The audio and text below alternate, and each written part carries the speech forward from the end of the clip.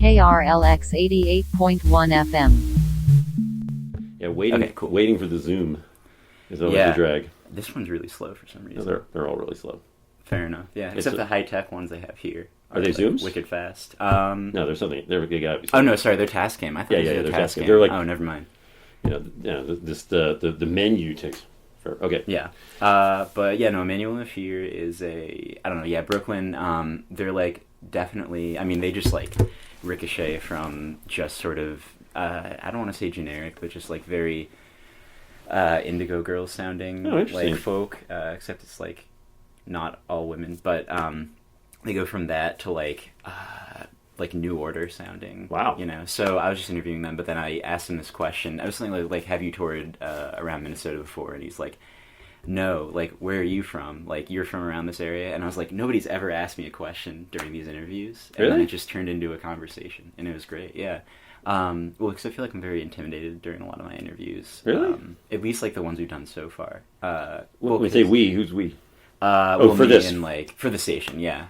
Because I guess the ones that I have set up, I haven't done too many so far, but, like, the biggest ones have been, like, some of my favorite bands ever. Who? So Animal Collective was my big one. Yeah, so that was... What a great band. They're amazing, yeah. Are you an Animal Collective fan? Oh, yeah. I was an early Animal Collective adopter, I guess. I actually wrote about them... I'm trying to think what album I wrote about them in National...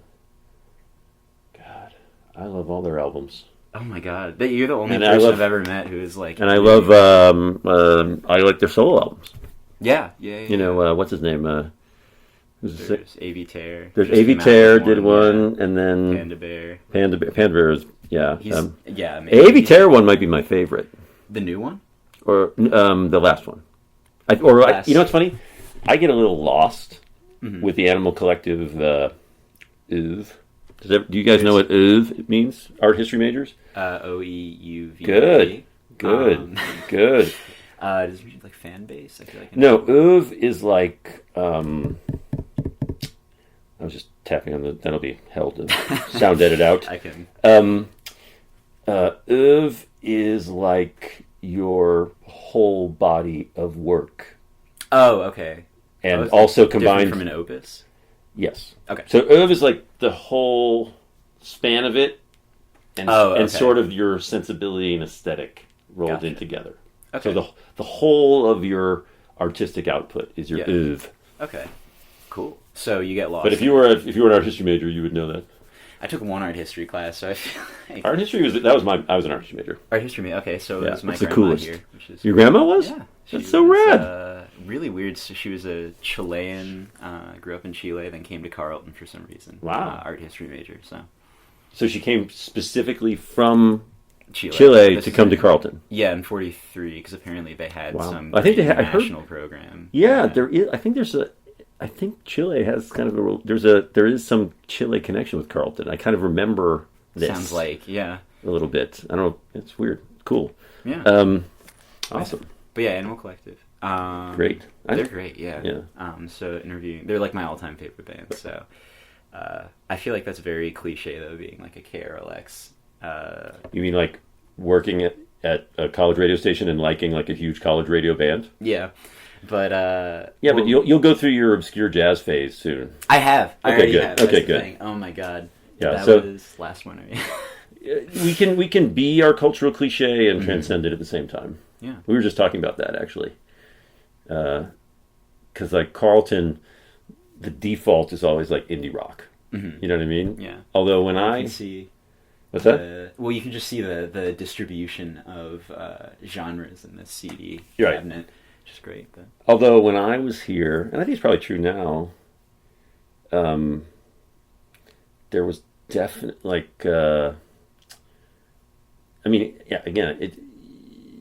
my band was like the default indie rock band at Carleton. We were like the fake replacements, Husker Du. Really? But we wrote original songs. What was your band? Beat, BEET, Museum. Oh my god, that's what that was. I've heard the name before, and I had no idea what that was.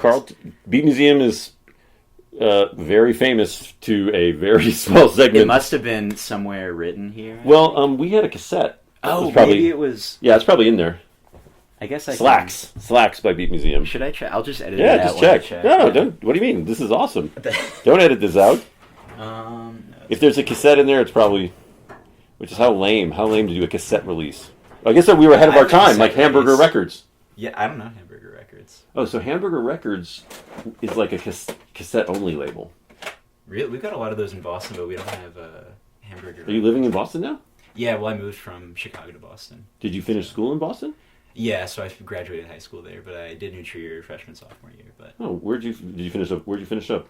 Brookline, if you know the area. Of course. Brookline High? Wait, what? How do you know the area? Well, Brookline is, it's a famous area. That's a fair point. Well, I There's guess a lot of like intellectual stuff there, and I knew people here from Brookline. interesting. Yeah. It's also, I don't know if it's in there, but we do have. Do you have a CD at all? No, we didn't. Okay, but we are going. I'm going to try this year. Mm-hmm. I am going to try to. I keep tapping on this. I'm sure there's a way to compress it or something. So it'll be fine. 2019. No, this is 2019. 2020. Oh, okay. I'm hoping. I'm well known as a. That sounds like a dumb thing to say. It's whatever. I'm known as a music writer, but actually, what actually made me special as a music writer was that I was a music performer. Mm-hmm. And so I was in kind of how can I say this? A lot of music writers have never stood on stage, never tried to write a song, never. They never put themselves in those shoes. Yeah. And I think, I don't know if it gave me an edge necessarily, but I don't know, it gave me a more holistic a frame of understanding. Yeah. Yeah, I think I had the standard issue rock critic, music critic persona, or Mm-hmm. but I also had that, and I think actually a lot of writers have their own, that they have something like that that's special that they bring to the conversation. Yeah. But it wasn't my first band, but my first significant band was a band called Nadsat Rebel. That you were part of. Yeah. Oh, okay. And it was the first band, and the recording, we're going to release this. We were the first band to be recorded by Steve Albini. Steve Albini recorded Nirvana, In Utero. Oh, okay. PJ Harvey. Wait, what? That's crazy. Yeah. That was the first. Wow. Yeah, we were the first band to be recorded in a studio other than his own music. Wow. That's crazy. Yeah, and then at Carleton, I was in this band called Beat Museum, BEET Museum, BEAT. Beat Museum is already a terrible name, but BEAT Museum would be the absolute worst. Yeah, well, I feel like it's very Carlton, crunchy, kind of. Which? Farmy. Well, the Beat? BEET. Well, you know what's funny about that? I actually wanted to be Speed Museum. I feel like that wouldn't fly very well here. Well, I did kind of like the drug reference, which was definitely taboo here. But my roommate was from Kentucky, and there was the JP Speed Museum. Okay, yeah. And I was like, Speed Museum? That sounds like, soul aside. You know what I mean? That's yeah. And then my bandmates were like, that's a little too like exactly what I was thinking. And they're like, let's make it weird. And then we're like, let's get a vegetable in the name. Yeah. And but I also have a theory that you really can't be a big band unless you have an absolutely terrible, atrocious name. Oh, absolutely. Yeah. Animal Collective is actually a great name. Talking Heads is a great name. The Clash is a great name. But the Beatles has got to be the worst band name ever. Just as... Oh, but... Think about the Beatles. It is the worst band name. But it's, like, memorable. No, that's the thing. Yeah, yeah. I think even though it's from a Talking Head song, I think Radiohead is a terrible band name. Yeah. Like, terrible. But it's kind of like I had a friend who... she felt like she would only get famous if she had nude photographs that would be just accidentally distributed on the internet. It's like you really can't be big. Try to think of a good band that has a good name. There are very few. Built to Spill might be my go-to. That's a Built to Spill is pretty good. There's Built to Spill Toxic Waste was the original. what it came Yes. from. Oh, Modest Mouse is a terrible name. Terrible. Yeah. Yeah. I mean, you start thinking about it. Yeah, I never even considered that. I think, well, because I think the thing I mainly thought about was just like, I don't think bands, I mean, it's just a fame thing in general. Right. That you don't get famous unless you act ridiculous. Yes. And just have one thing, like Dan Deacon got really famous because he had that like lizard video go on. I'm not suggest. I mean, do whatever your artistic thing is, but Right. really, the people that pop have the slight ridiculous edge to them, That's interesting. Yeah. and that are memorable. Anyway, so then Beat Museum Yeah. was kind of. I wanted to come to Carlton to be near Prince and Husker Du and Replacements and Soul Asylum and The Time, and That's a pretty good reason, I suppose. But well, I was coming from Chicago, which had, I mean, I was a big part of, I helped start the all ages punk movement wow, in Chicago. that's crazy. Oh Yeah. my god. And Huh. and I also, let's see, what are some of my, I'm gonna humble brag. I'll humble Go brag ahead. on No, this is like KRLX. I played Dave Grohl's first punk rock records when he was 14. what?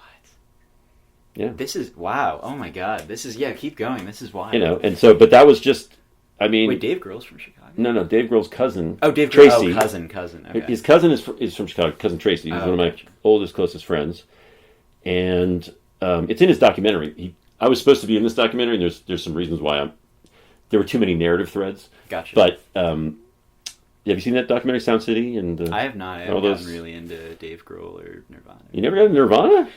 I try. I mean, last summer I listened to In Utero, and I think I just listened to it in the wrong place. It was on a train, and like I need to, have silence. I feel like for Dude, you've got to engage the legacy of Nirvana. yeah. And I'm really into that Pacific Northwest as well. It's like the one. Yeah, band if that you're into I'm Built to really- Spill and you're not in Nirvana, Yeah, Built to Spill, like the microphone's really into oh, them. cool. Yeah, so but yeah, that like a bunch of smaller bands too as well. But like, yeah, No, so they're great. Dave was Tracy's 14-year-old cousin visiting from Virginia. That's crazy. Yeah. And I was coming over to Tracy's house to go to see a Naked Ray Gun show. I don't know if you've ever heard of Naked Ray Gun. Sounds familiar. I don't think I know. Great Chicago punk band, very Okay. innovative, kind of Dada. Really? Wait, what was their like year? Naked Ray Gun actually still exists, but they Like when they started. started? Yeah. They started, I think, in 1980. Okay, I'll ask my dad because my dad lived in Chicago. Was he a punk rocker? He was not, but he was into the scene. I know he was really into. He the knows music me scene then. in Chicago. He probably. I'll I mention swear his to name. God, he knows me. Did he work at an ice cream store? No. Well, how do you? What? No. I knew a bunch of people from New Trier. Oh no, who my were dad's into that from New scene. York. Oh, he was? Yeah, but he lived in Chicago after he went to Carleton. So after Carleton, Oh, he when- got here in '83. Or there in '83, but he graduated in '83. So Oh, well then that's when So I started playing in bands in Chicago when I was 13. okay. I was playing Metro, opening for The Damned, That's Exploited. Wow. I was in Chicago's. This is kind of, I don't know. I have to kind of codify this, but I was in Chicago's first skinhead oi band. Wow. Huh. But it was a music. You know what I'm saying? It was not. Right. It was not ideological. Interesting. Well, yeah, because that's a genre in itself. Well, there's a spectrum within that. I was responding to it as kind of a variation on punk rock, Okay, interesting. and also that was the first kind of band like that in Chicago ever. Interesting. Weirdly, I was in a lot of firsts in Chicago, but I also identified. I don't know how much you know about like the suede head movement, skinhead, mod, Not really that much, no. ska. As of yesterday, I've been trying to get into ska, and if you have recommendations, Oh, yeah. let me know. Yeah. I just interviewed Pauline Black from the Selector. No, I don't think I know him. It's a, The selector or this person. she's really important. I'm going to write that down. She's really she was one of the she was definitely not one of the first people, but in that era she brought in some really interesting ideas about gender identity and Oh, cool. yeah, because she would dress very masculine. Mm-hmm. You'll see when you investigate her. She was a big Yeah. influence on Gwen Stefani. Really? Yeah. Oh, okay. Yeah, I'm definitely going to look into that. I mean, she was like a huge, Cool. and she was and she's very political. I just interviewed. I'm starting a podcast, and Oh, really?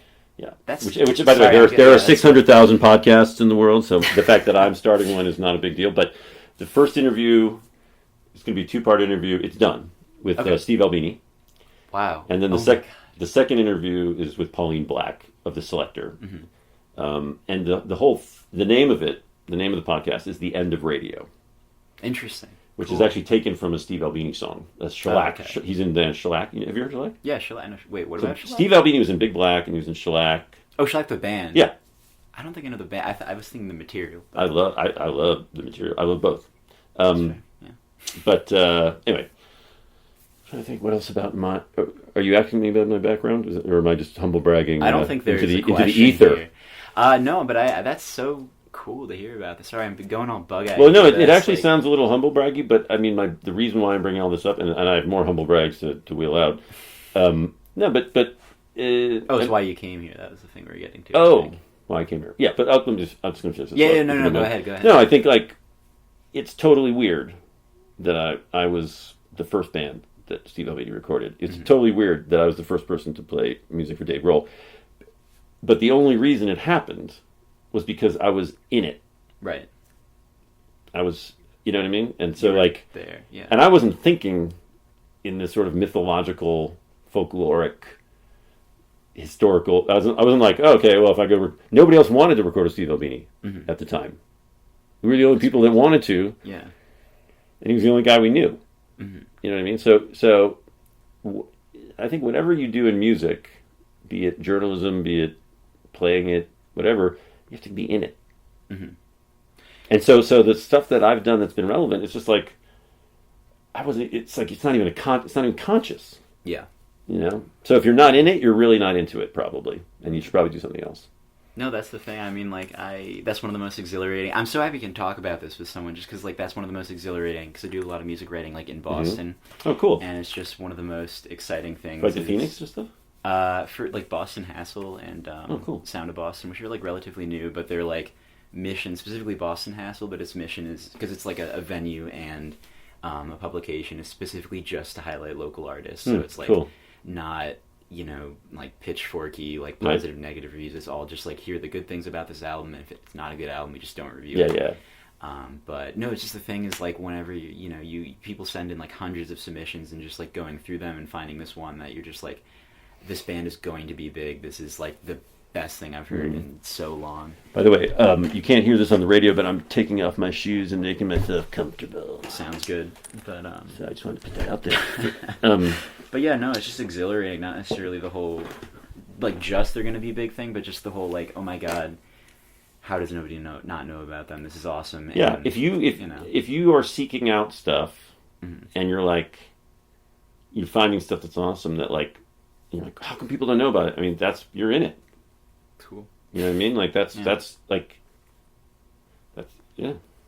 It's participating. Awesome, you know what I mean? Yeah. When I was so getting back to why I came to Carleton, I was also kind of excited.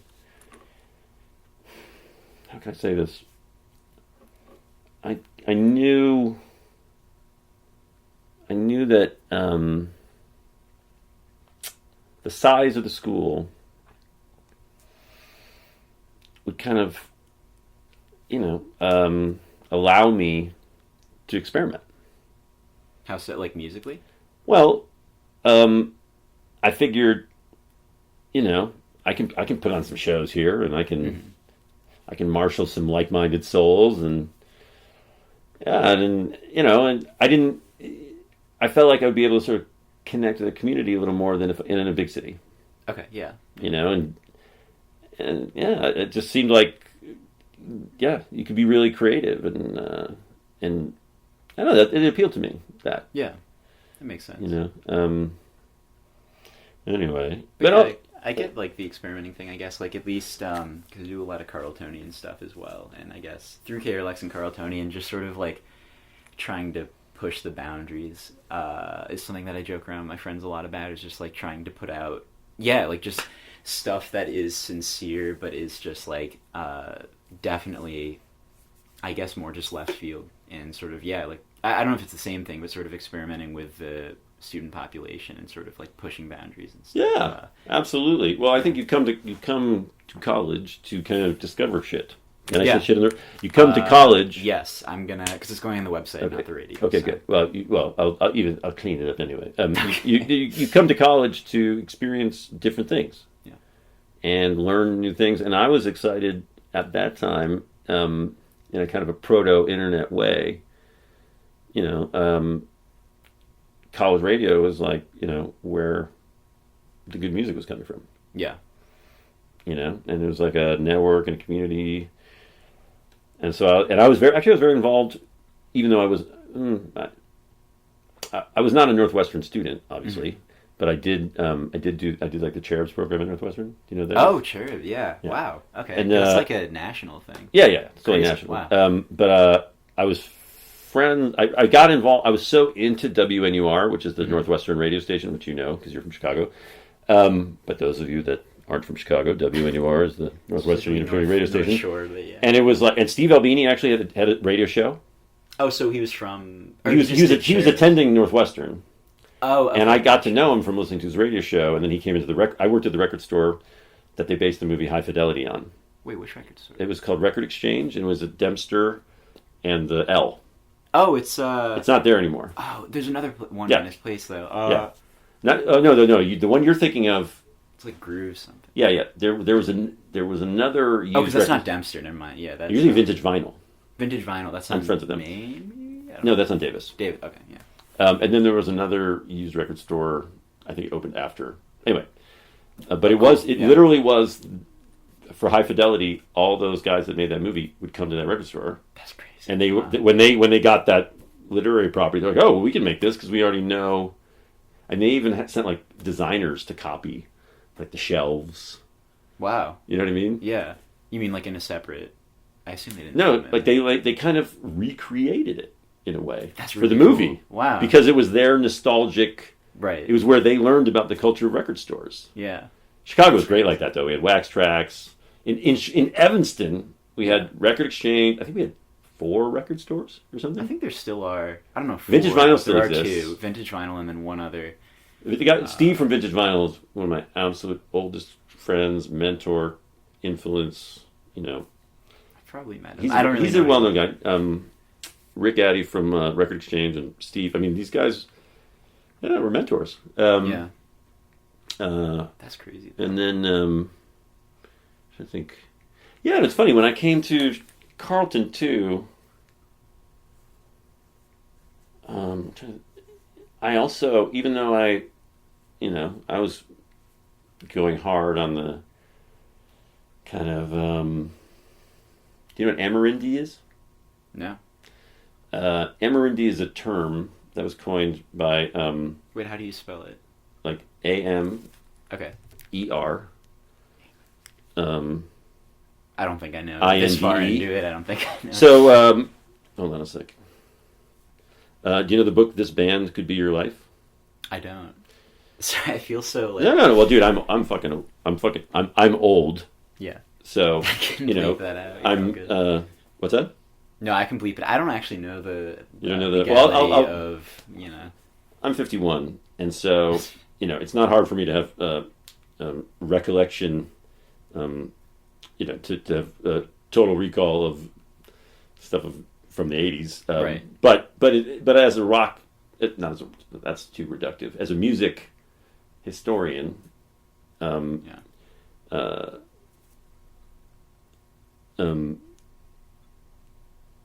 I wanted to come here. Wait, was that the question I was answering? Not that there's any questions. I think we were talking about Amerindi. Yeah. So my friend Michael Azarad, who's a prominent music journalist, he wrote this book, Our Band Could Be Your Life, and it is the sort of the definitive history of the evolution of... It really is indie rock. In the 80s to the 90s. Yeah. It might even sort of it sort of starts with like Black Flag. Oh, okay. Wait, Amerind is a genre? So he called Amerindi. Oh, Amerindi. Yeah. So like Tamarind, Husker Du, Minutemen, Big Black.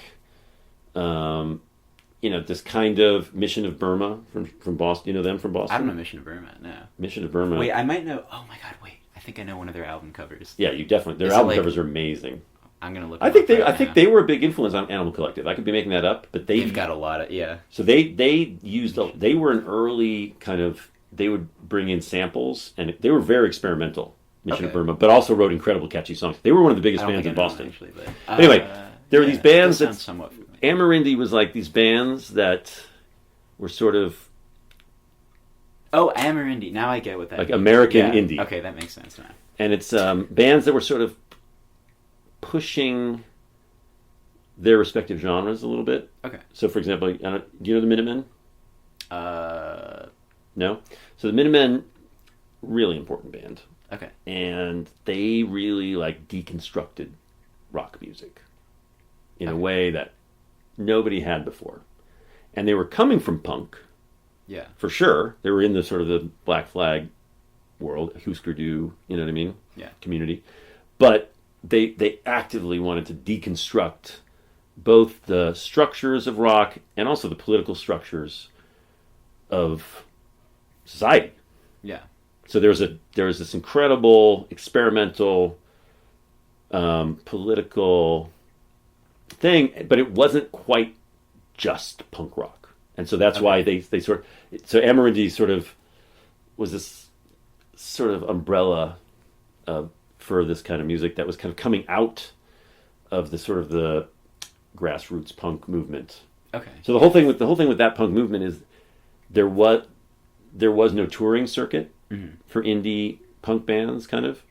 So Black Flag created it. Really? Yeah. Okay. So they created this circuit, this alternative circuit Yeah. for music that was not on the radio, where you could, Oh, in other cool. words, so they'd play Detroit, they'd play, you know what I mean? Weren't they a UK band? No, they're a LA band. Black Flag? Oh my god. Yeah. Oh wait, no, I was thinking of Wire. I think. Yeah, Wire is one of my favorite bands Yeah. ever. Never mind. Not Anyway. Wire. Yeah.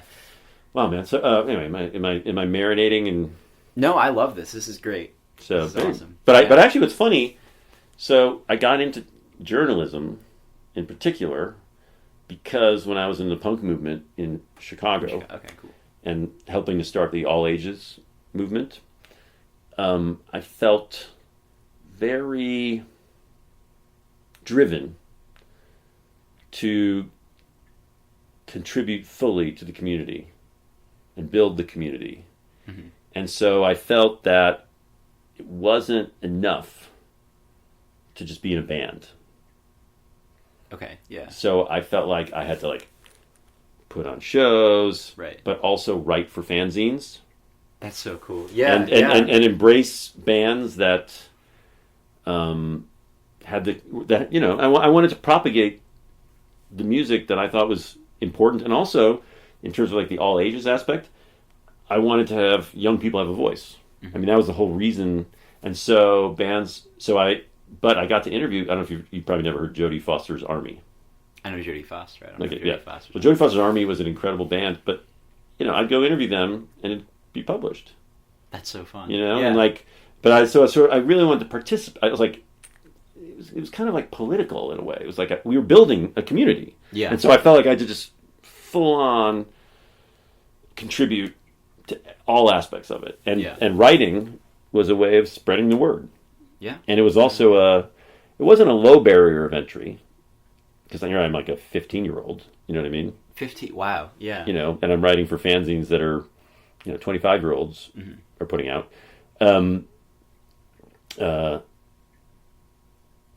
Where was I going with this? That it wasn't a low barrier of entry. Oh yeah, so fanzines were kind of a low barrier of entry in a way because fans made them. You know what I mean? Like you didn't have to like pitch an editor. I mean, you had to pitch this guy that that copied it in his on the off hours in his office job. But if you were simpatico to the scene or culture of the fanzine, you could write for the fanzine, and they didn't really, they wanted my opinion as the voice of young bands. Yeah.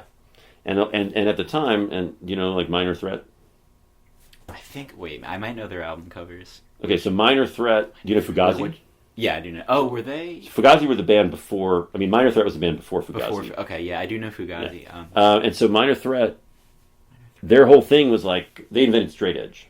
Minor threat. Really? Yeah. They were. Oh, that must be why. I know Yeah. them. Okay. So cool. their whole thing was like, at that time in history, minor threat was like young people are discriminated against. Young people are not taken seriously by society. Mm-hmm. Young people do not have a voice in society.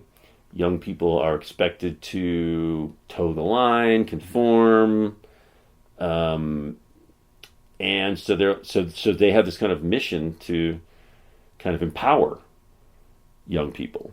Yeah. And so I was like, that's me. Yeah. You know what I mean? And I'm a warrior for this now.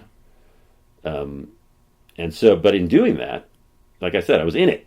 Yeah. That's great. Oh, I opened for Husker Du when I was 15. When you were 15? Yeah, I opened for Husker Du. God.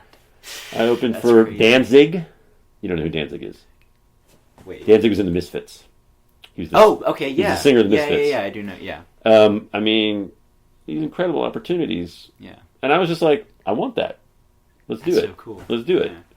Yeah. And yeah, it was such a. Anyway, so just being proactive within your space is like that's what. So Yeah. I don't know. Where should we go from here? That's cool. Yeah. I I'm don't a know. free-ranging interview. You can tell. Yeah, no, this is okay. I'm stuttering, but at Carlton, You can it doesn't seem like stutter away. there's like I'll do some meaningful pauses. You stutter, and I'll do long, some meaningful pauses. NPR vocal fry or something. Yeah. Yeah. I try to avoid the full-on NPR pause. I put my own pause in there. I'm kidding. I'm joking. Okay. Oh, I didn't know. I was like, you're like, oh, it's an interesting dirty. So go ahead. No, it's just like at Carlton, there's not. I think there is a music community here, but like among KRLX, it's just sort of frustrating coming in here because I'm just a rising sophomore, and like last year coming in here, wanting to write about music. It seems like there's a music promotional community, like the Cave wants to put on shows Sure. and stuff, but nobody really wants to write about it, which is really frustrating. You don't write about the Carltonian? That I'm the only person.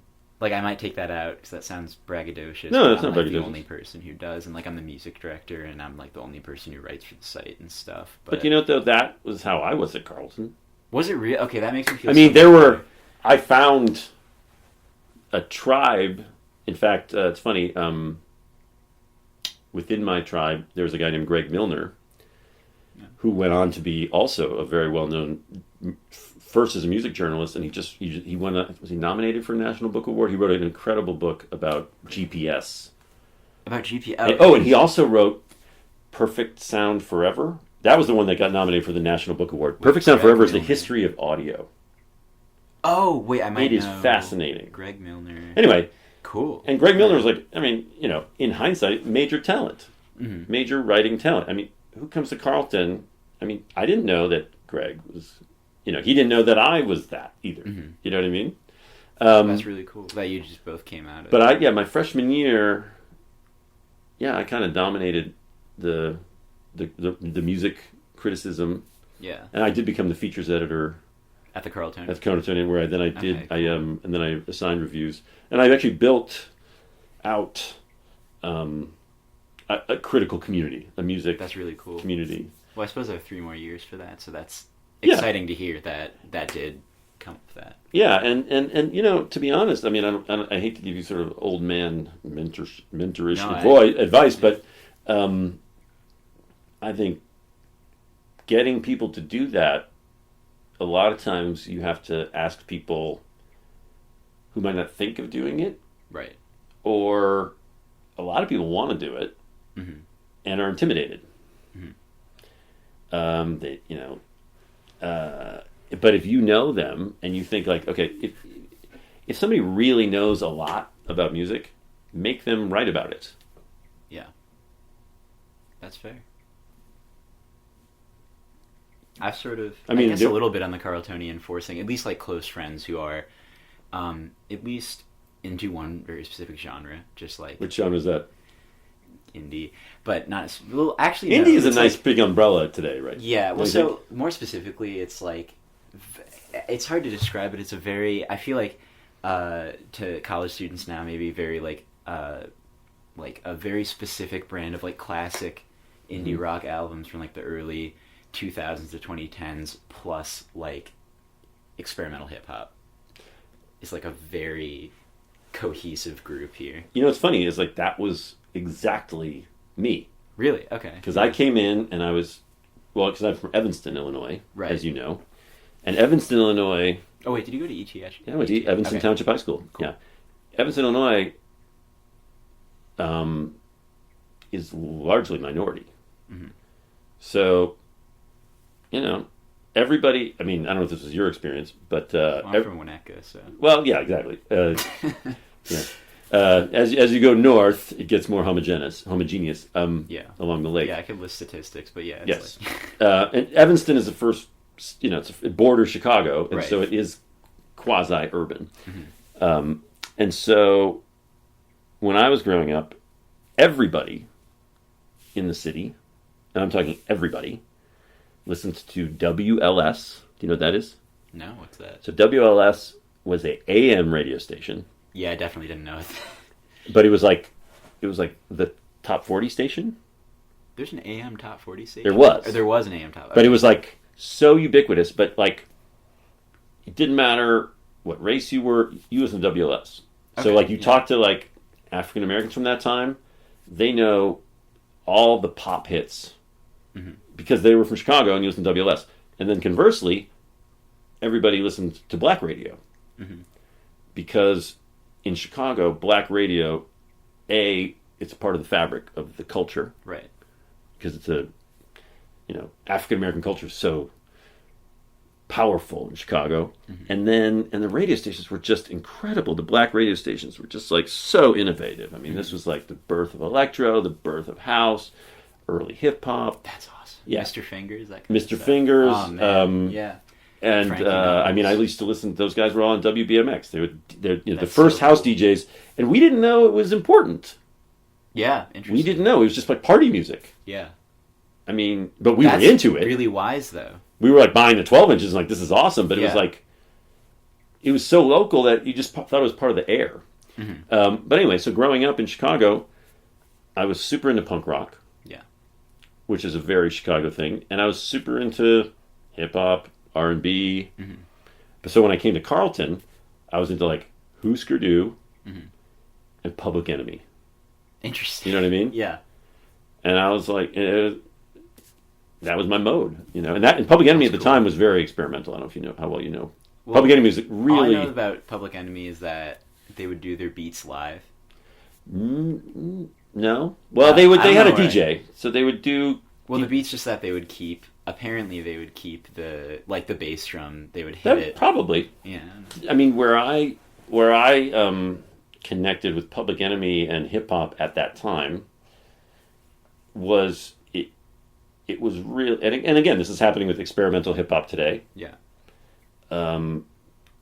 It was a true, to use a Silicon Valley cliche, cultural disruption, or you know, like hip hop was divorced from the maybe not divorced, but it was hip hop in the 80s was, how can I say this?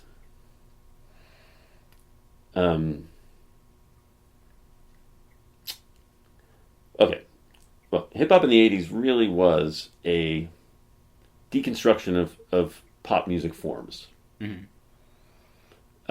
It didn't use traditional melody, at least until not until Drake, but you know what I mean? Like, yeah.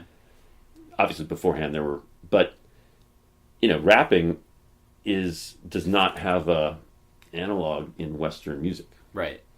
And so then, music based around beat, I mean, it was so cool. And then Public Enemy was like noise. Yeah. It's aggressive. It was like the lyrics were really political. Right. And the music, it sounded like punk rock to me. They were using samples, yeah, but in a way that nobody had ever done before, and really aggressive, almost like industrial. I mean, like really changed. I would say Public Enemy changed how we hear music.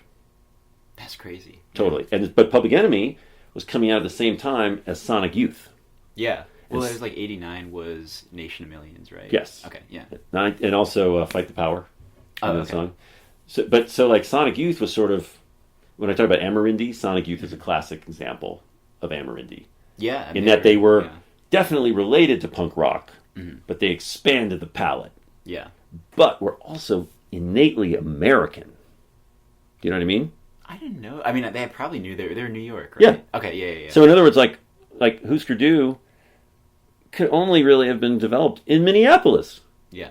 In that petri dish. And Sonic Youth really was an expression of like the New York art scene colliding with like the New York punk scene. Right. And they changed they changed the structures of rock music. Yeah. They opened it up for the animal collectives. They opened it up for, it's so powerfully influential. And also, not to mention, there was a woman in the band. I mean, it was like all these things were a challenge to the structures of music and the structures of society. Yeah. So that's how I wanted to get down. That's how I still get down. That's cool. Yeah, I mean, I guess sort of, I don't know. Yeah, that's very big picture, and I guess I'm not removed enough from it yet to see that all in the big picture, I'm real old. Right. I mean, everything's subjective, but yeah. No, I mean, and also, like, I'm a nerdy music historian guy, so, like, and also I was an art history major. Mm-hmm. And I say that the reason I bring that up is, like, I was drawn to art history because I loved, like, seeing trends and following the birth of an aesthetic. And I loved disruptions, I loved musical disruptions that changed how we hear music. Yeah. Hip-hop, house, punk, in the indie at that time, again, a lot of it was challenging. Yeah. And challenging norms and anyway. Yeah. No, definitely. I guess sort of, same, like literature-wise, definitely same. Oh, yeah. There's just so many. Yeah, I don't know. I wish there's music studies now, but it seems to be like looking at the class. Because I feel like I would do... There's popular music studies? Yes, which is cool. Is there a major? It's a minor. It's American music, but looking at it's just frustrating because it's like looking at the class offerings, it's like, jazz until 1960 and then American rock of the 60s, and it's like, okay, but what about, like, more modern movement? Part of why I was attracted to art history, it was the only, maybe political science, it's the only major where you really could be engaged in contemporary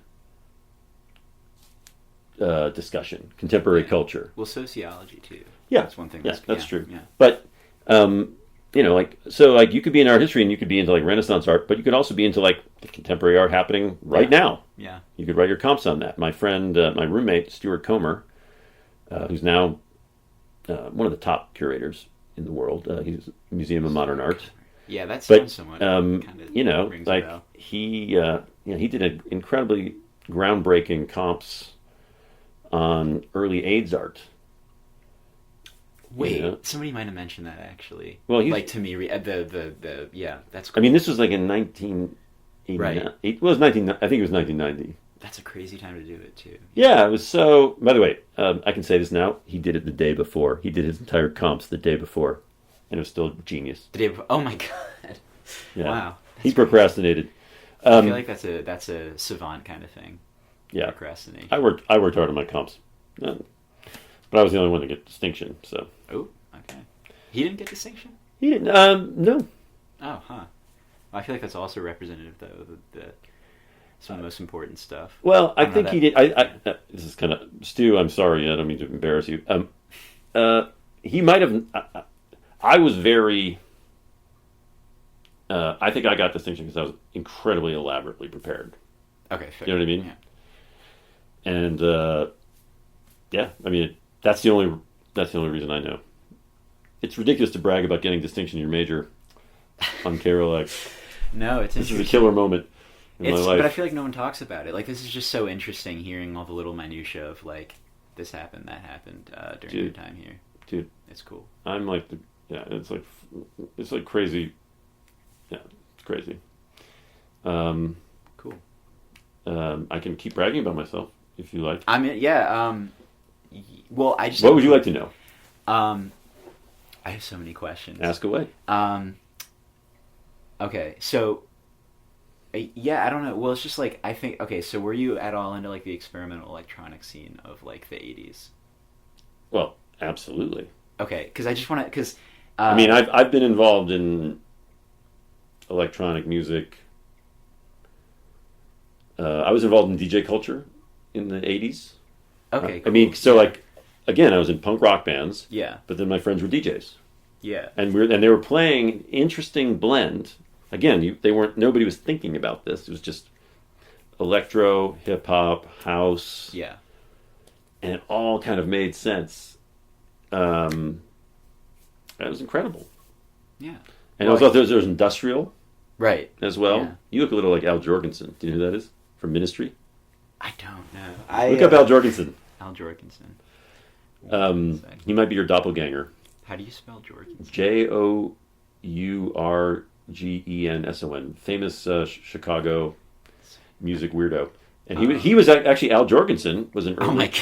Al Jorgensen was an early mentor. You resemble his younger years, not the crazy dreadlocked. Are you getting the dreadlocked weirdo? That's the only. Oh, I found a younger picture. You see what I'm saying? Yeah, I see it without the. Well, when he had he had a kind of a longer. Yeah, when he first started getting long hair, you kind of look like Al when he got long hair. Well, thank you. I guess he's a very handsome guy. That Al. I guess I've just been looking at the wrong pictures, but. No, but he turned into a total freak. Like he altered his appearance, which is very industrial. Like he was an industrial. Oh, so he was an industrial. Okay. He was not the. He might have been. To say he was the founder of the industrial movement, but he worked at the record store that I worked at. Really, at the same time or a different time? So when I was 10, when I was 10 years old, Al Jorgensen worked at Secondhand Tunes? No.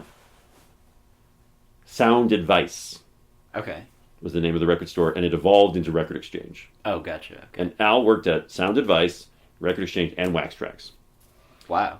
And anyway, but he worked at the record store 2 blocks from my house. That's crazy. And he was in a crazy band called Special Effect. But anyway, I met him, and I'd go in there and I'd be like, I'd go to buy a record. I remember I wanted to buy the first. I don't know if you heard the Pretenders. Anyway, I went up. Oh wait, yeah. Yeah, yeah. And so I brought the Pretenders record up there, and he's like, dude, this is not cool. Buy the Ramones. Really? And I was like, that's crazy. Okay. And then I'd go buy the Ramones, and then I'd be like, oh, it's so amazing. And then I'd come back and be like, I need some more Ramones albums. He's like, Ramones are over. You need to buy Wire.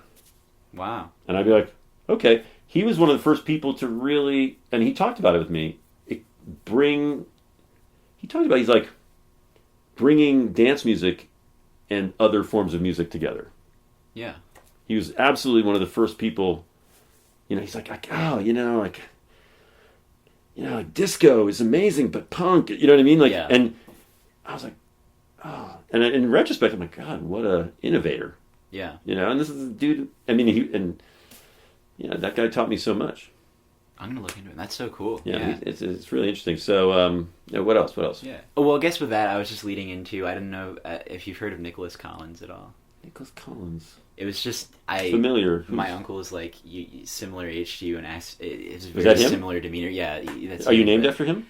No. Well, so it's a long story. No, I was named after my grandfather. Really long story, but so no, everyone has a little Nico in their name in your family. Yeah, some more or less, but yeah, no, he was I think he's in his late 60s, actually, so not the same age, but very similar, I guess, demeanor, as he's also sort of into promoting local music community. But he was, like, apparently big in, like, the New York area. Cool. With electronic. But, yeah, otherwise. So were you on the KRLX? Oh, you asked me about experimental electronic music. Yeah, well, that's what I was leading into, because he was, like, experimental electronic of New York, but he's now actually at the Art Institute. Wow. Is he teaching there? He's the chair of the sound department, which is kind of cool. Wow, I'm sure we know some people. Yeah, there's probably some mutual connections there. But yeah, he's very like a lot. Everything he does is super super esoteric. But then like at when we're at gatherings with him, he'll play like Chaka Khan or something, Cool, which is great. But so in your time here, were you on KRLX? Absolutely. Wait, so what were? Oh, wait, no, because you're a features editor. No, I was a DJ in KRLX. Okay. I had a show called The Love Club. Okay, cool. That was the name of my show. I think I was on KRLX almost every year that I was here. Cool. Yeah. I never became like program director. Yeah. Cool. So you were just not like any of the what is it, like board positions? No, but I always had a DJ. I always had a show. That's so cool. Yeah. And it was all about it was a lot of hip hop and a lot of indie and punk. Yeah, that's cool. Yeah. And I would do some like kind of education a little bit. Like I'd be like, okay, guys, like this is the Mission of Burma Academy Fight song. Yeah. And this is like one of the most important indie releases. Yeah. I kind of go through my record collection, and I'm sure nobody was listening. Yeah, same here. Yeah, I feel exactly. like, God, I went through you guys are doing internet radio now, though, aren't you? Yeah, so we're nobody really uses the CDs or records anymore for there. Right. I guess, which is kind of sad because we don't really. We should have an all vinyl show. That'd be really. I might do that. I've been thinking of doing just a CD show, but vinyl show might be cool as well. And you should also I think there should be just a CD show, just a vinyl show. I might. Vinyl was a really great. If you're forced to just play vinyl, it actually puts you in some pretty interesting places On radio. In general. I mean, I don't know much about playing it on radio, but at home I'm just absolutely obsessed with the records. It's such a great pastime. But, yeah, and so then again, what's interesting if you had those kind of limitations, I think are compelling. I guess. No, definitely, and like just the being compelled to listen to the entire album more often than not, because I assume it's just difficult to like have friends over and be like, all right, I'm gonna play you this one song from this one album when streaming is like so readily available. I love streaming. Yeah, I feel like that's a very hot take among the music community, or at least in my experience, to actually like. Well, it depends what streaming, I guess, but I can find almost everything I want to hear streaming somewhere. Yeah. Well, I guess in like the Boston community, everyone sort of shits on Spotify and everything. There's controversial. I mean, yeah. But again, the music industry has always been controversial in that way. You know what I mean? Yeah. Well, how so? I'm like curious. Like, well, Spotify.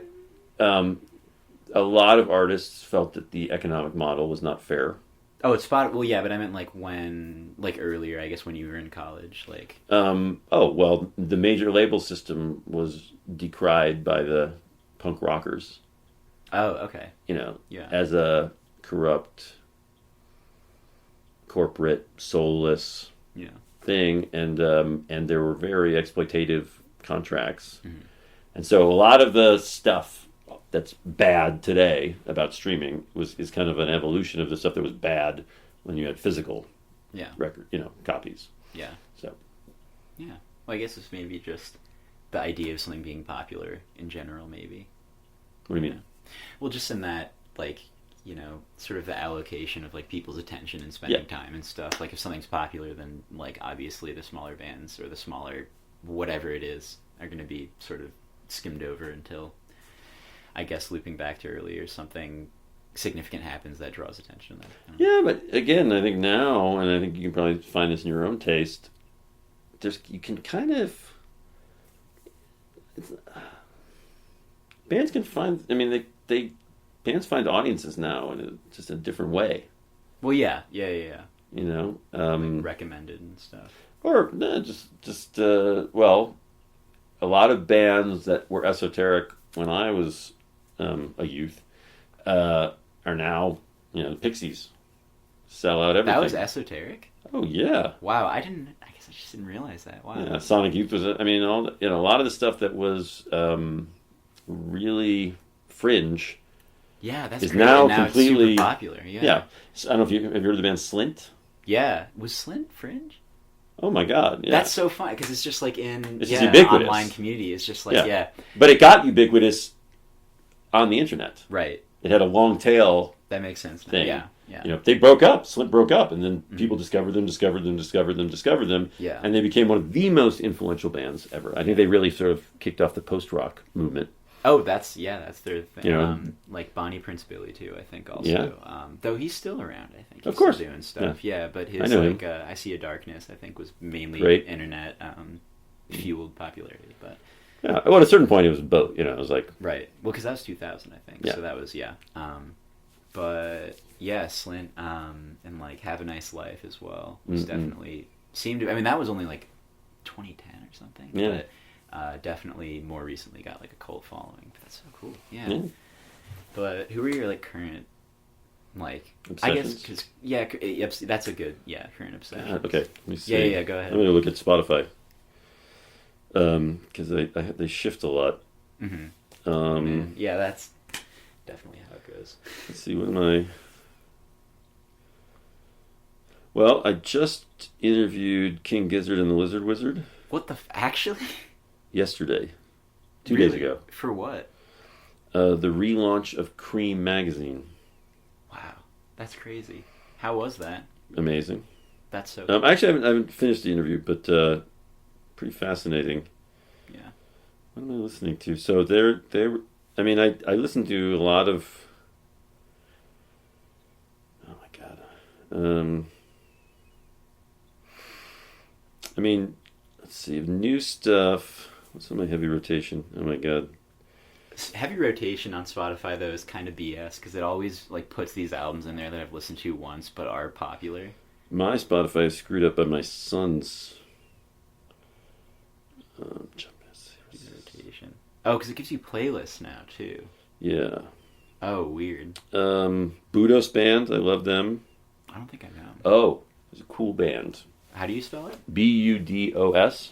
Wait one sec. Budos Band. Budos Band. Okay, cool. There's a super cool band that I love called Here Lies Man. That one sounds more familiar than Budos. Here Lies Man. And so Here Lies Man was a band, they're evolved out of a band called Antibalas. Okay. Which means anti-bullets, I think, in a African dialect. And Antibalas were kind of a neo-African, the rediscovery. They were part of the contemporary American rediscovery of African music. Okay. In the indie sphere, I guess. Interesting. Like they're like Brooklyn guys playing like Afrobeat and so all that kind of and sort of incorporating those styles into new music. Yeah. In both a reverent and a expansionist way. Yeah. And some of them from Antibalas started Here Lies Man, and Here Lies Man is like African music and Black Sabbath. Okay, yeah, I'm definitely gonna. So it's like this so cool. intense heaviness, heavy dark music with this incredible rhythmic, and they were just like, these things go together well. I mean, I love that. I mean, that's the best kind, just sort of uncalculated, like, sounds good. Totally. I'm trying to think what other stuff am I into? That's like really. I'm trying to think of the current stuff. God, there was something that was so. I mean, I'm just looking at the walls. I mean, I like all this stuff. Oh, you know what I'm really into? I'm super into this. Okay. Have you heard Murder Capital? No. The Murder Capital? The Murder Capital, no. Have you heard Fontaine's DC?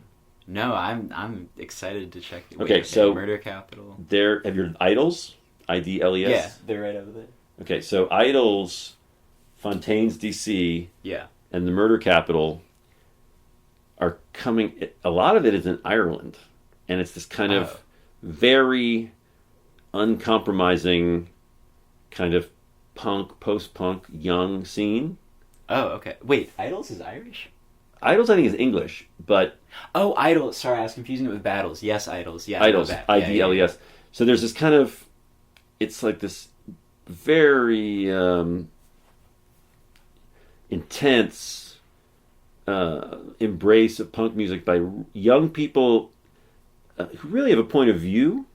I mean, that sounds like this one of the stupid a lot of young people have a point of view. But like, for example, Fontaine's DC, they're playing like really interesting kind of punk influenced music. Yes. It's not so much experiment. There are experimental elements, but they're also having melodic elements. But they really are into like Irish literary tradition. Really? I didn't know. I mean, I'm only familiar with Idols, but I didn't know they were. That's crazy. Yeah. So Fontaine's DC, like they're like young dudes, your age, ish, and they're writing about like James Joyce. But then they're also sounds crazy. But they're also writing about like contemporary. Like they're really influenced by literature. Yeah. And so you have this like driving, kind of challenging punk music, and then this kind of like melodic singing that is, really trying to engage the literary tradition of the place where these guys grew up. They grew up in like Dublin, right? You know what I mean? Which is like one of the most, So it's like, God, that would only come out of that place, right? That's so. And the murder capital. I mean, their music is so intense. They're Dublin as well. I think they are Dublin as well. Okay, yeah, cool. Or they're Dublin or Belfast. But also like yeah. And I think they were in. There's a lot of bands that came out of England. Frank Turner. Oh, Frank Turner's great. What's this band that Foals? Yeah. Oh, we have a Foals right there. So, Foals has gotten a little more commercial, but they're early. So yeah, I don't know they're early. I only know they're big. So like a lot of bands. These bands were like the Green Day to these kind of Irish bands. Yeah. You know what I mean? They were like. So there's this whole new generation that like discovered this kind of punk music. I think they're almost doing it better. Which the new UK ones? people? Oh, the new one. Yeah. Yeah. I like Metz. I don't know Metz. Metz is cool, kind of post-punk. I love Slater-Kinney, obviously. New album today. Yep, today. King Gizzard's album. Have you heard? That one came out today. Today. By the way, that you got to hear. It sounds like Slayer. What the fuck? Actually, I didn't listen to their last one. Fishing for Fishies was that the last one? That's a pretty interesting record. But Fishing for Fishies is like, it's like kind of, you know what I mean? It has this kind of like, it's like kind of soft, and it's like, and then this, okay. And then this new album, I remember I saw the cover, and I was like, is this a King Gizzard album? So it's like dun-dun-dun, it's like chugga chugga, dun-dun-dun, dun-dun, dun-dun, dun-dun, dun-dun. It's like, that's insane. I'm excited. That's so cool. And I think that's actually a characteristic of kind of new music is like King Gizzard, like they want to like be different every album, right? And like Animal Collective, they want to be different, every record, tear up the.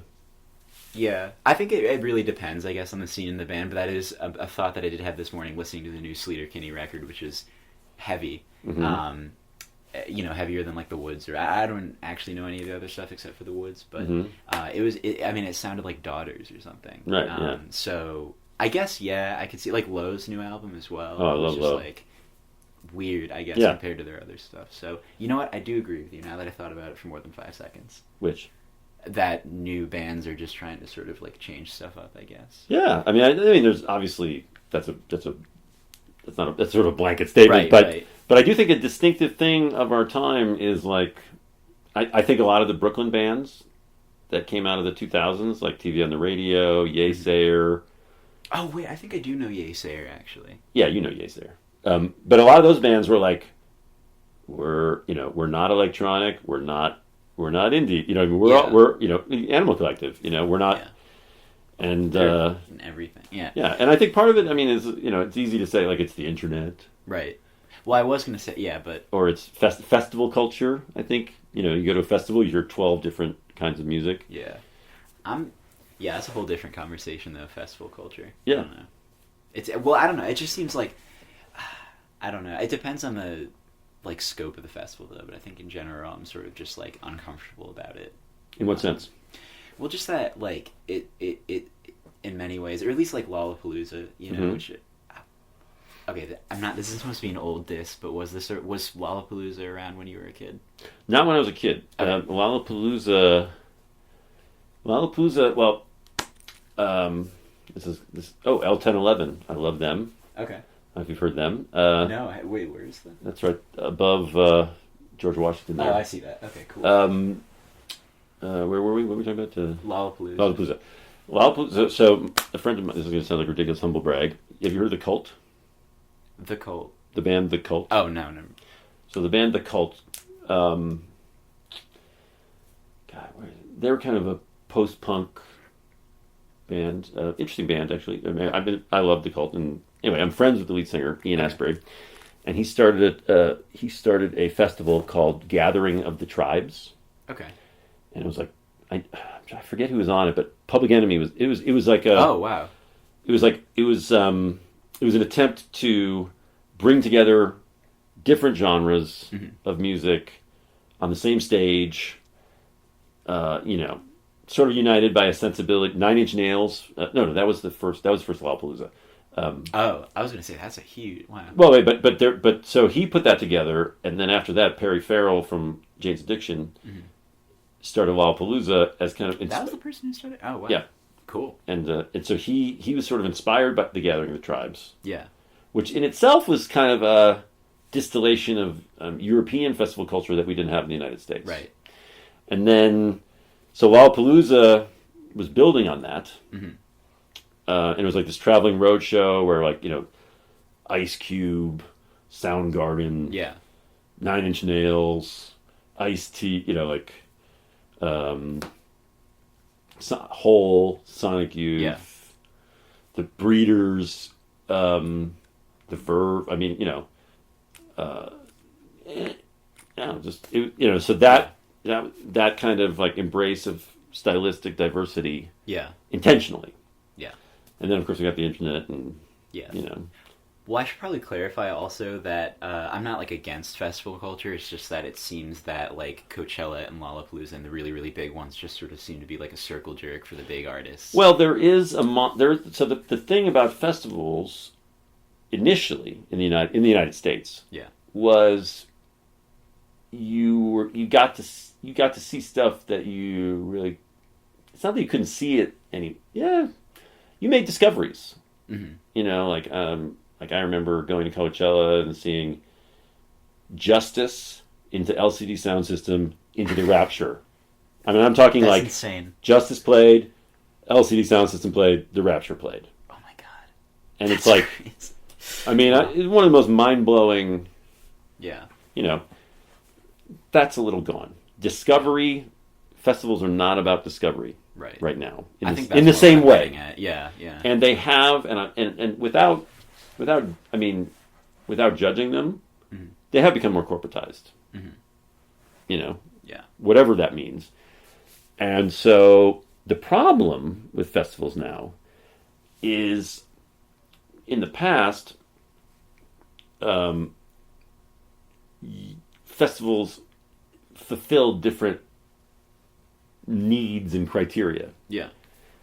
Now, pretty much what you see at Coachella is going to be pretty similar to what you see at Lollapalooza. Yeah.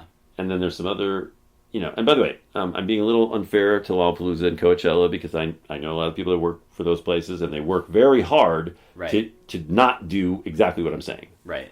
But the overall industry has sort of created, it's sort of inevitable. Right, yeah. You know what I mean? It's like, so there is an aspect of festival culture that is becoming monolithic. And so, like, for example, Coachella this year, which I did not go to, was incredibly pop.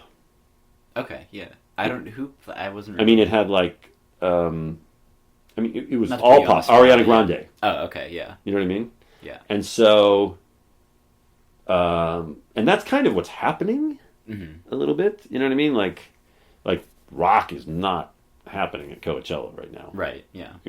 Dance music, pop, electronic, hip hop. Yeah, hip hop. Yeah. But rock, indie rock, you go to Coachella, it's like that's marginalized. Right. And so that's like Pitchfork Festival, more stuff. Yeah, well, Pitchfork is Pitchfork is interesting. I think I'd love to hear your take on Pitchfork. Also, I've written for Pitchfork. Really? Oh, okay. Yeah. So I guess I wrote an oral history. I guess you can't trash them or give. No, I actually love Pitchfork. Yeah. I think it's an incredibly important thing. I think it was people have a lot of opinions about Pitchfork, but it started down the street here from Carlton in a guy's basement. I thought it started in Chicago. Wait, what? No, a guy started in Minneapolis in his basement. Oh, down Ryan the street. Schreiber. Oh, I thought you meant like in. No, Minnesota. Well, I mean, he lived in the suburbs in Minnesota, and he was a music nerd in his basement, discovering the internet. Yeah. Yeah, Pitchfork shone a light. No, God, here I'm a writer and I'm destroying the English language on musics that were previously not taken seriously. I mean, experimental electronic music was not a floor filler. Yeah. You know what I mean? Yeah. So like M83's early albums, which were like crazy ambient, experimental. That's this kind of, Pitchfork was right there for electronic music. It was right there for many splinter variants of hip hop. Yeah. Grime, and they're there for grime. Oh yeah, no, they had a grime column. Really? Wow. I think Pitchfork definitely. My friend Philip Sherburne in particular, the rise of techno. Cool. I mean, that's not exactly fair. I mean, techno has its own history, but there's been a particular in the last 10 or 15 years of techno really becoming kind of a global thing, and I think in a cool way. Yeah. I think there's in techno you can be really musically adventurous. That's something I listen to all the time. I mean, I love. Yeah. Go to who are you? Well, I think the culture of techno from techno started in Detroit. Yeah. And so you always have to give credit to that. And you also always have to give credit to techno as an African American musical movement. It was created by African Americans. It is like hip hop. It is like blues. Yeah. And right now, that said, it's become a international lingua franca. And so what I love about, in techno is that you can really be experimental in techno and move a huge crowd. Yeah. So like the Berghain, the Berghain in Berlin? Oh, Berghain. No, so Berghain in Berlin was this techno club that... Oh, they wouldn't be on Spotify. Okay, yeah. There's some great Berghain playlists. Oh, okay, cool. And there's a guy, Marcel Detman, who's sort of one of the founders of Berghain. And they really fought the fight to make this kind of obscure music and really some of the more experimental ends of it kind of a thing, a fixture. And I also think in techno, what's interesting in techno too is, I mean, this is happening across culture. I mean, across the entire culture, not just in music. Yeah. But so many women are coming out of techno now. Yeah.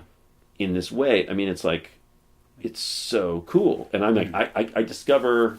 It's like Yeji right now. It's pretty... Well, I was just saying, you like Yeji, I believe. Yeji, Anna Kravitz, there's a DJ called Anna, who I think is from Brazil. I mean, cool. The women. I mean, it's like women's soccer techno right now. It's just so awesome.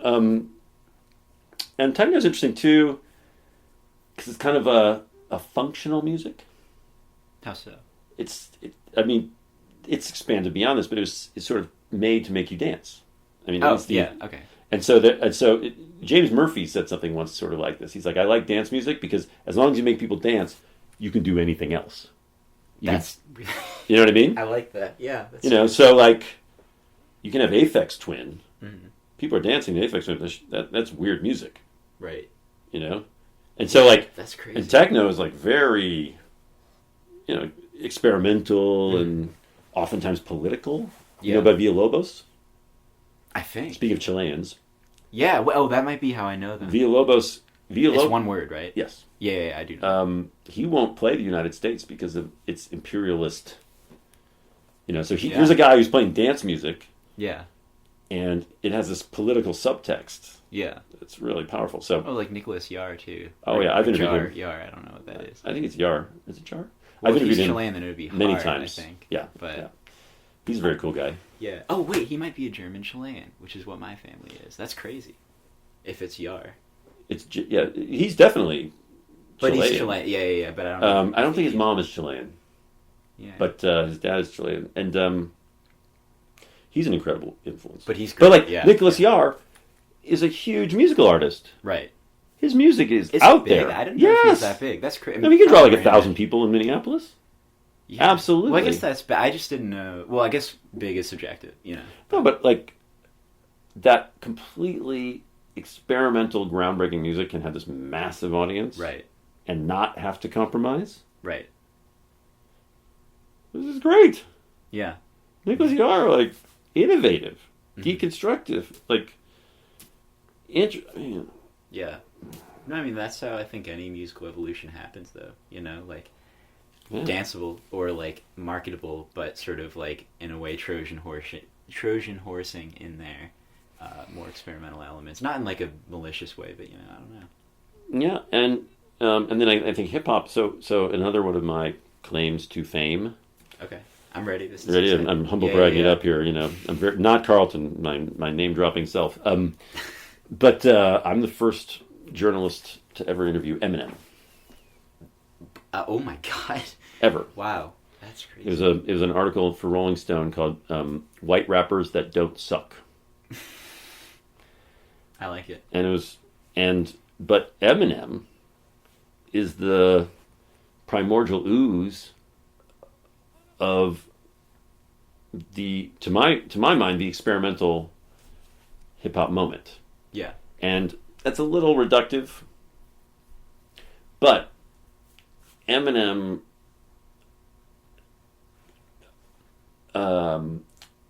people found. So I think a lot of the emo rap obviously comes from Eminem. Yeah, definitely. I could see that. That kind of personal, confessional, but those people kind of went from emo rap to experimental rap. When they kind of, emo rap is like Fisher Price, my first hip hop. And then a lot of them got really interesting. Yeah. You know what I mean? Odd Future. Oh, you mean emo rap, not okay, yeah. But so experimental hip hop. So even was Odd Future emo rap? No. Oh. No. But I think they influenced Frank it. Ocean is.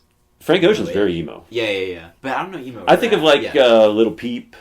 That's what I would. Stuff like that. I don't know what specifically, if you meant emo or like capital emo rap, Yeah, and then I interview Suicide Boys. You interviewed that? I wrote their bio actually. They are amazing. Wow. So here I am, 51-year-old dude, and I'm that's so cool. I'm up on all the. Yeah. What did you think of the? I love Suicide Boys, by the way. Did you like the Sun Kill Moon album referencing one of their lyrics? No, I didn't even know that happened. Wow. Yeah, Mark Kozlik? his album. I mean, it's not. By the way, you're giving me hope. You just referenced Sun Kill Moon, and you're 19.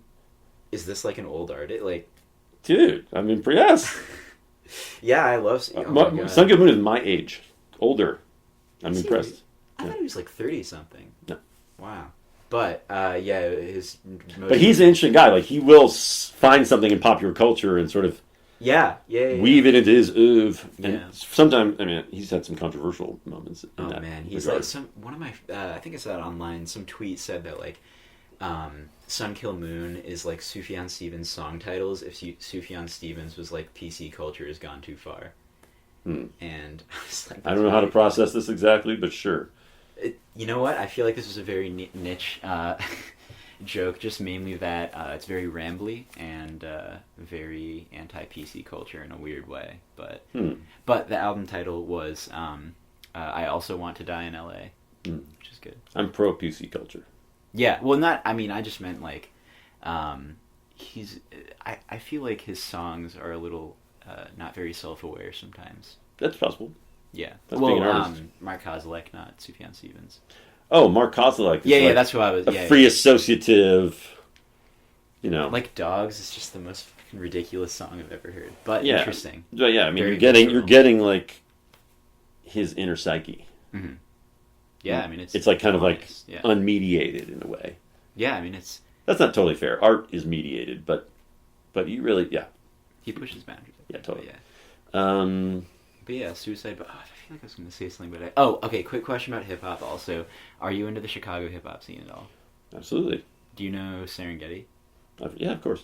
That's crazy. Okay, yeah, I've been waiting for. This sounds very bug-eyed again, but I've just like been waiting for like meeting somebody and being like, "Do you know Serengeti?" And they're like, "Yes." Why wouldn't I? Because like everyone here, I've had to like puke Serengeti I'm surprised. Them. I guess maybe it's just like because someone described to me once him as like your favorite underground rapper's favorite underground rapper. So I guess like Carlton doesn't necessarily have a big hip hop community, so it's sort of not really. I mean, at least it's funny when I was here. Yeah. Oh man, I mean, we listened to so much hip hop when we were here. Yeah, I mean, it doesn't surprise me. It seems that and all the indie rock people were into hip hop. It seems like it's a big thing everywhere except for here. Which I know there obviously are pockets here, but it seems the people I talk to at least are like... Anyway, they don't know Serengeti, but that is very cool. He's like my favorite. He is my favorite hip-hop artist, and he was the first artist I ever interviewed. But I was like starstruck. But yeah, anyway, so... and then Open Mike Eagle as well. Oh, yeah. I hadn't interviewed him, but he's just amazing. I've seen him perform a lot. Really? How was that? Amazing. Yeah. And then there was also... a thing that was really interesting. I sort of participated in this scene a little bit. Was like the Flying Lotus scene. Really? Wait, is he from Chicago? No, he's LA. He's from LA. Okay, yeah. But that whole kind of experimental bass music movement, cool. Which even that is a little probably reductive. That was I think that was a really powerful thing. Yeah, culturally. Who else was in that scene? I'm not too familiar. No Saj thing. That was oh my god! I had no idea he was in that scene. Yeah, cool. Wow. I was I've been involved very much in No Such Things. Aquarium's one of my favorite songs ever. Yeah, I mean he's a genius. But I got him as first manager. Wow. I mean I was very in that scene. Yeah, all those people. That's so cool. It was it was very exciting. Like odd. Yeah, there was a called Low End Theory, and Odd Future would play. That's crazy. When they were just starting, but they play with like Flying Lotus. I mean, it was wild. Yeah. Just So, and actually, that scene was very influential to the experimental hip hop scene for sure. L.A. specifically. Well, Flying Lotus. Yeah, I could see. Yeah. And I mean, I could, Peanut Butter Wolf and all that stuff. That's crazy. Yeah. I've interviewed Flying Lotus tons of times. He's a great guy. He's a genius. I don't actually know what his name is. I just know his name. Steve. I feel like under the moniker Flying Lotus and with his of music, Steve. That's just funny. It's like Animal Collective too. It's just like the names you would least associate with that act. Because like Animal Collective's just like Dave. Like Dave, Noah, Brian, I feel like the bands that put on the most, like they put on the mask the most, it's just like funniest hearing their names, whatever they are. I don't know. Sorry. No, you're good.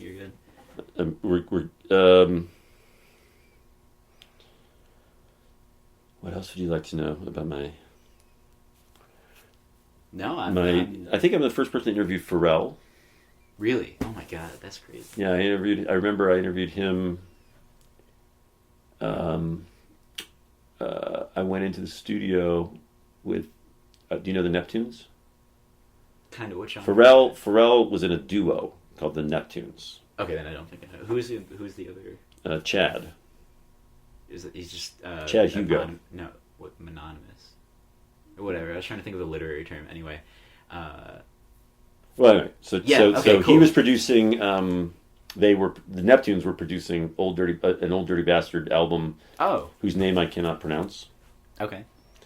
Or not. I can't say it for cultural reasons. I was going to say. Okay. Yeah. And I did an oral history of the making of of the album whose title I cannot pronounce or say. And and I went in there and they'd produced most of it, I think. And I'd never, they were Pharrell he'd actually been on some records. He was on you probably don't know Rump Shaker. I know the Beastie Zoom a Boys zoom song. zoom and a boom boom, just shake your rump. So he was Wait, not the Beastie Boys. Blackstreet. Okay. No. Rump Shaker is Because Beastie Boys was Shake Your Rump. yes. No, Rump Shaker was like a '90s hip hop kind of I don't one hit. think I One, know I don't know if it's one hit wonder, but was it Rex in Effect? Anyway, so he was like when he was like an intern at the studio, he like got on the chorus on that song. That's crazy. So they were around, and I met him and I met him and Chad from the Neptunes, and I was like, whoa, this is a sea change. Mm-hmm. They were not dressed like hip hop. Oh, okay. You know what I mean? Yeah. Like they had like skater style. Like they had this whole. I mean, like and then they were like, we're really into like Stereolab and Limp Bizkit. You know what I mean? Yeah. I mean, like hip hop at that time. Great. Yeah. Nobody was like. They were like, we're out there. You know what I mean? Yeah. I was like, whoa. I was like, whoa. I was like, this is a change. Yeah. How they looked, the influence they had. I was like, I love that, man. I was like, I loved like experiencing that feeling. Yeah. Like, Feeling. I was like, this is culture's changing right Yeah. now. You know? Zzz. Yeah. Well, I feel like that, and like I guess similarly as well, like that. I guess I'd sort of mentioned before, but like that exhilarating feeling of like being side by side with a band, or at least seeing a band do something or music do something, and being like, this is crazy, or this is something big, and it's exciting. But Yeah, I mean that's the thing that I feel so. also, I can give you a sec if you want, if you like need to respond to something. No. I'm just a little worried about missing dinner, but I'm making it happen. I'm making it happen. Oh, So yeah, like just being there for those kind of cultural big, Right. I accidentally interviewed Eminem for the first time. Yeah. I accidentally played Dave Grohl punk rock for the first time. Yeah. The only reason I wrote about Eminem, I was interviewing an underground. Well, I noticed that there were all these white rappers that were like really good. Really? LP from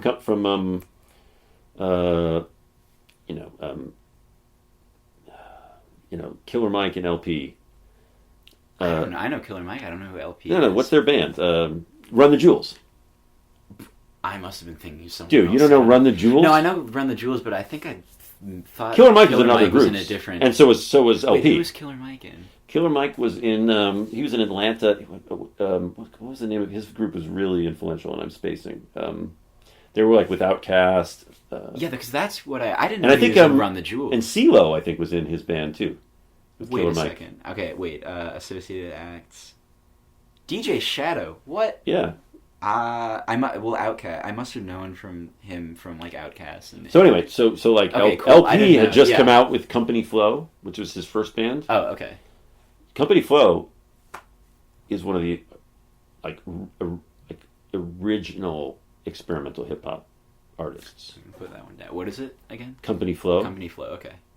Fun Crusher Plus. I mean that music. That's their first album. I mean it was like a sea change. Flow.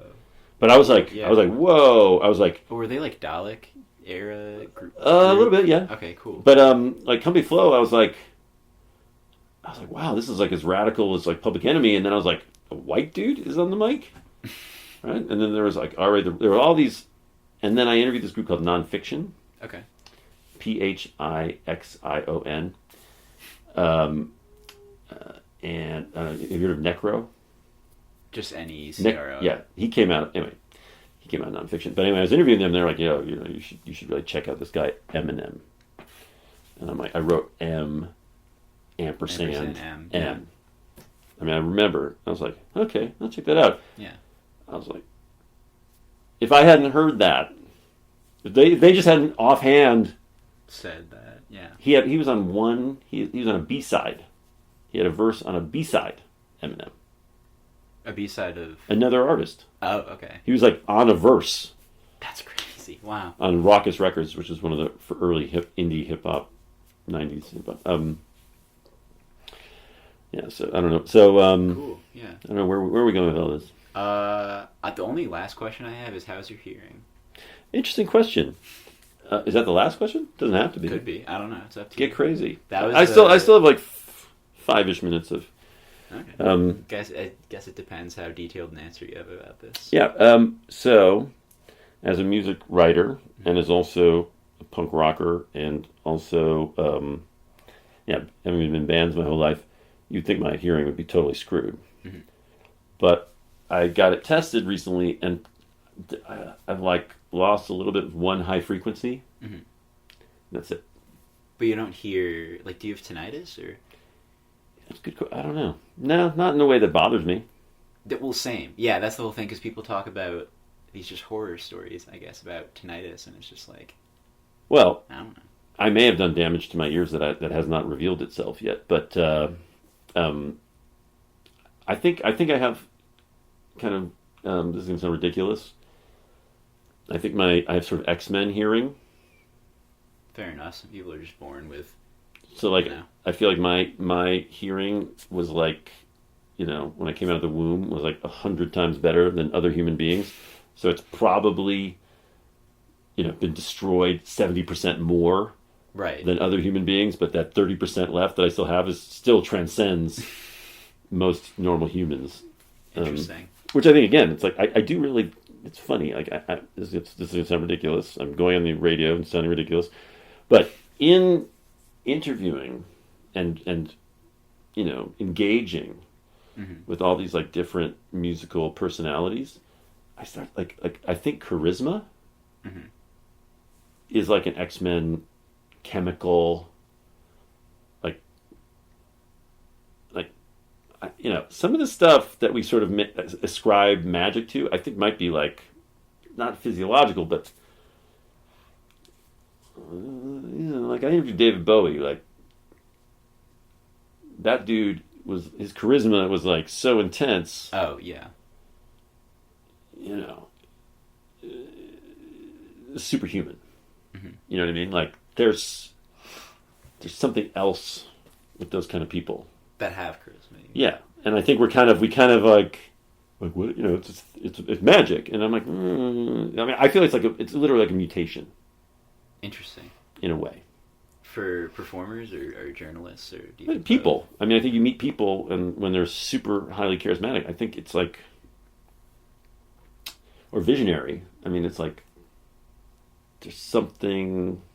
Yeah. Well, I feel like there's a difference, though, between being visionary and charismatic, unless you mean charismatic personality-wise, or just, like, motivated. I guess what I'm sort of saying, I mean, there are a lot of people that are charismatic and mundane, I guess, to say. I mean, like, right. Donald Trump is charismatic. I've interviewed Donald Trump. Well, I was writing an oral history of, do you know Clive Davis is? I know the name. I don't think very famous music executive, and he had a Grammy party that spanned the last 40 years of the music business. Yeah, started in the mid 70s, and it became this. This everyone played this. This is like a big mainstream music thing. Yeah, starts with the Grammys, and I did this oral history of this party, and I attempted to interview everybody that ever attended. Wow. Yeah. So I interviewed like Santana. Oh my God. You know what I mean? And I interviewed like Jennifer Hudson. You know what I mean? Like, yeah. Did I interview Rod Stewart? You know what I mean? Like Rob Thomas. You know what I mean? Yeah. Oh my God. But then I hit on Trump. He went to these parties. Yeah. In the 80s, and so I called, and this is before he ran for office. Oh, so this is 6 months before he ran for office, and he spoke. Oh, 6 months before. Oh, so it was that recent? Yeah. Oh my God! Wow. Yeah, and there was no way he was running. But anyway, his charisma was insane. Okay. You know what I mean? Like, it's like atomic mutant level. Mm-hmm. You know. So do you mean like charisma? And so like you can be Hitler was incredibly charismatic.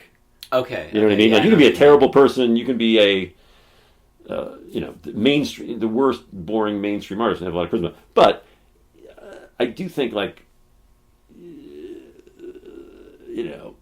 and I suppose you can be, if you're like most of the visionaries that I've met had a pretty high charisma quotient. Yeah, I'd say. I mean, even the ones that are awkward. Interesting. You know what I mean? Yeah. Like Kurt Cobain. I mean, not that you know Nirvana because you're not into Nirvana.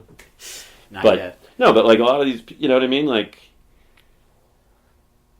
I would say I've not met a single visionary that changed music who was not charismatic.